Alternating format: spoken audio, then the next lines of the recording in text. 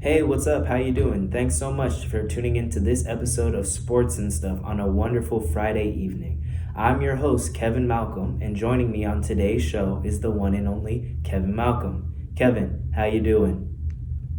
Hey, I'm doing great. Thanks so much for having me on today. That's great to hear. Now, today I wanted to talk about some NBA basketball, and maybe surprising to some of y'all, I don't want to talk about the finals. I wanted to talk about the Boston Celtics. Now, Kevin, you actually brought this up to me earlier this week, and you mentioned the fact that the Boston Celtics have made it to the Eastern Conference Finals 3 out of the last 4 years, but unfortunately have come up short every single time. Yeah, it was pretty interesting to me too. And anybody who's been watching basketball for about the last 4 years, and even a little bit longer than that, knows that the Celtics have been in contention and have been a really good basketball team every single year. And they've only had slight turnover of the roster, keeping those same core guys that are really getting them there, but something's just holding them back. If we go back to the 2016-17 season, they have a really good team. They have Isaiah Thomas, Jaylen Brown, Al Horford, and they just run into LeBron James Cavs. What are you going to do? They lose in the Eastern Conference Finals. Next year, they make big moves, bring in Kyrie Irving, get rid of Isaiah Thomas, bring in Gordon Hayward. Jason Tatum is in his rookie year. This looks like a super team in the making. Unfortunately for them, Gordon Hayward gets injured early in the season. Kyrie Irving gets injured late and misses the playoffs. But despite all of this, they still take the LeBron James Cavs to 7 games, and obviously they would lose that series, but it's LeBron James. They had injuries, like I said, and Jason Tatum, the star of the show, was in his rookie year, so what can you really say?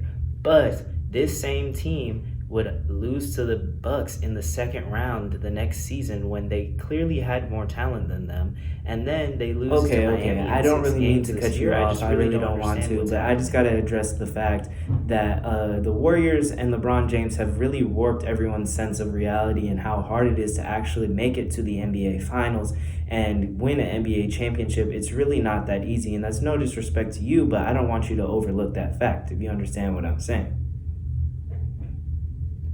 Yes, I hear what you're saying, and I totally agree with you. I'm in no way saying that the Boston Celtics need to freak out, blow up this roster, start over just because they can't make it to the finals. But my question is, when are we going to stop making excuses for these guys, and when are these guys going to finally take the next step to make it to the finals and then ultimately win an NBA championship? I'm of the opinion that LeBron James is in fact the greatest basketball player of all time. So if you run into him during the playoffs, you're probably going to lose.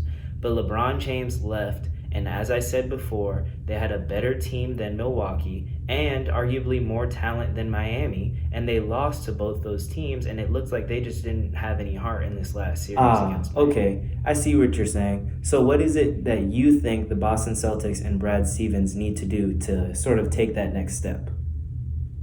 Well, for me, there are a couple of things. First of all, the Celtics are a big team, and by that I mean they have a lot of big guards on the roster. But a true big man could help them a lot in the regular season and in some playoff series. But to me, the biggest thing is the fact that Jason Tatum needs to put this team on his back. He needs to say, I am the best player, give me the ball. We all know Brad Stevens is an amazing coach, and they have a great team, and they play really good playoff basketball. But whenever the Heat are on a 10-point run or it's a close game in the fourth quarter, Jason Tatum needs to say, give me the ball, I'm going to score a basket, or I'm going to get a stop, and I'm going to win the Boston Celtics this game tonight. Okay. I would say I definitely am starting to agree with you. And if we look at it, 3 out of those last 4 years that they were making it deep runs in the playoffs, a point guard has sort of been the leader of the team, the person who's going to make all the plays. I know Kyrie Irving was injured in the playoffs, but in most cases, except for like a Steph Curry, it's going to be hard for the point guard to take over the game in the way that you described at a championship level. And even he had Kevin. Thanks, Kevin, for joining me here today on Sports and Stuff. Thank you. I hope you enjoyed your time here as much as I did. Don't forget that the Lakers take on the Heat tonight at 9 p.m. Eastern Time and look to claim the championship down in the bubble. We'll be back after these messages from our sponsors.